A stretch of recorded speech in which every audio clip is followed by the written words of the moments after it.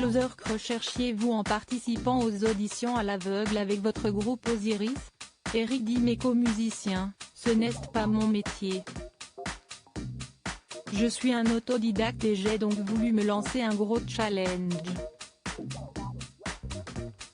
Avec mon groupe, fondé en 2019, on joue dans des salles de 100 personnes partout en France et c'est déjà une grosse pression pour moi. Mais pour The Voice, j'ai ressenti le stress jusqu'au fond de mes tripes. Plus encore que lors de la première finale de la Ligue des Champions que vous avez gagnée avec l'Homme en 1993. Oui, j'ai toujours été programmé pour entrer dans un stade avec 60 000 personnes. Ça me galvanisait plus que ça ne m'inhibait. Mais avec The Voice, je savais que j'allais être plus regardé et critiqué sur un domaine que je ne maîtrise pas comme le football. On recherche ailleurs des shoots d'adrénaline. La musique est l'une de vos reconversions. Vous souvenez-vous de ce que vous avez ressenti après avoir mis un terme à votre carrière de footballeur professionnel? On passe de la lumière à l'ombre et on recherche ailleurs des shoots d'adrénaline.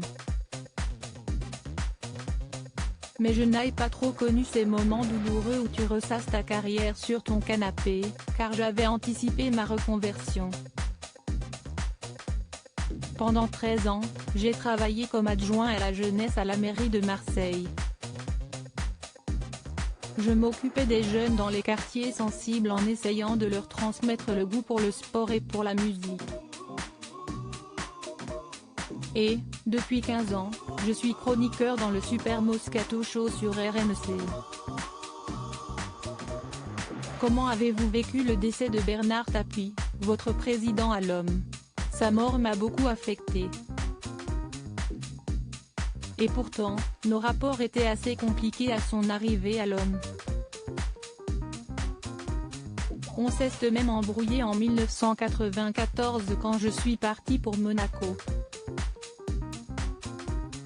Néanmoins, il était pour moi un homme au-dessus de nous tous et l'annonce de son cancer l'a rendu humain, encore plus attachant qu'à l'époque de sa splendeur.